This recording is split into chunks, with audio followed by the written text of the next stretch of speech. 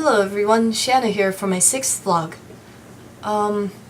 In this vlog I'll be talking about some topics that I didn't address on my blog. First up is my thoughts about Frankenstein movie. We saw this early last year around October in Stack. I really liked the film because it didn't, I was expecting it to be more of a horror film, but it sticks pretty close to the original Frankenstein by Mary Shelley, because they do show Frankenstein in a sympathetic light. But they also cut out a lot of the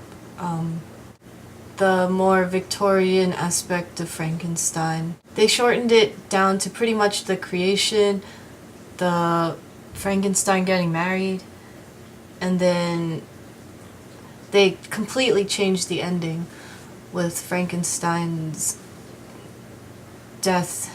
The movie, I was thinking maybe Frankenstein is depicted as green because the silent film makeup. I remember reading somewhere that the people had to wear green makeup in order to be shown better on camera. Next. Oh, the Godot trip. We went to the Met just for fun exploration, and then we went to see Waiting for Godot with Ian McKellen and Patrick Stewart. I feel like seeing Waiting for Godot without reading the play was very interesting because I found myself mostly focusing on the relationship between the two actors, which was amazing. Patrick Stewart and Ian McKellen had a great chemistry with each other. I felt like the second part of the play was more livelier than the first. Maybe it was because there's a little more physical action. I also heard in Waiting for Godot that a lot of the stage directions aren't written, so you have to interpret the words for yourself. It sounds really hard to do, but I liked that in this production they included a lot of humor. Like when Dee Dee, I think, was trying to take off Gogo's shoe, and then they did it very exaggerated, which made it really funny. It was also amazing because the actors, I don't think they had mics, they were projecting their own voices.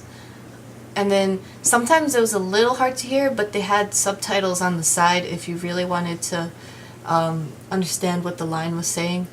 But I think 95% of the time you could hear them. Oh yes.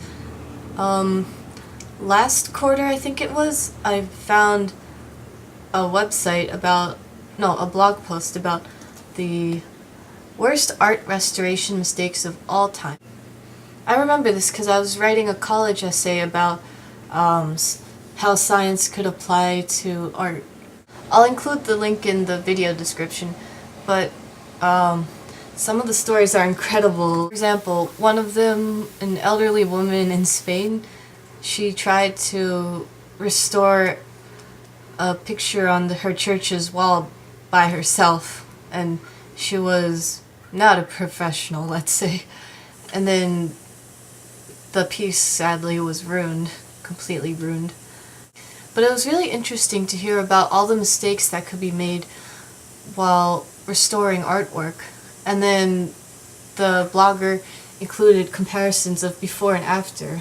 For example, colors could be changed, and then the restored image could get blurrier. It reminded me of a couple shows I've seen about different museums. The white marble of the Greeks usually wasn't white marble, it was very colorful. But then either time wore it away, or when people found the statues they decided it was prettier to leave it all white, so then they blasted off the colors. That also happened with the terracotta statues in China, I remember. It was very interesting to hear about art restoration since it was a topic that I normally do not look up. It's an interesting profession because it combines both art history, art expertise if you're repainting a painting, and then a little bit of science too, because you have to be able to figure out how the chemicals react with the atmosphere of the paints that were used. And if a paint is gone, then how would you find a substitute? Chemically, or find the plant or natural materials that are closest to the original?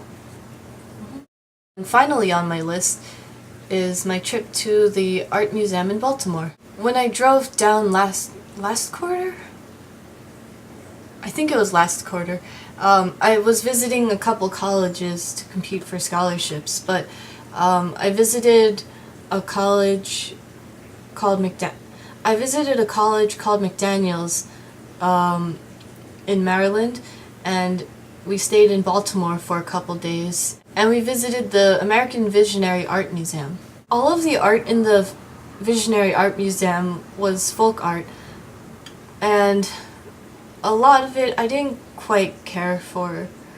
I'm not sure why, but I didn't really like the roughness of the art and the simplicity, but I found myself reading the name cards more than looking at the art, because the stories behind the pictures were really very interesting. There's a whole floor of people who had either mental or physical disabilities who made art, and it was interesting to see how they started making their projects, the history behind them, and then how they got into art. I saw the main building, and then the second building was closed, I think, so then the third building, which I really liked, because there are a lot of animatronics, I think it's called, that were built from wood and metal. It was fascinating to see how all the sculptures moved. For example, there was a metal dragon that when you press the button, its head moved, but then its tail also moved, and then the wings flapped as if it were flying. Some of the animatronics were more simple, such as a boat moving up and down in the waves. There were only two motions, the waves moving and then the boat moving up and down. And then there were more complex ones, like the dragon I mentioned. Well, that's about the end of my miscellaneous blog 6. I'll see you next time. Expect Shakespeare.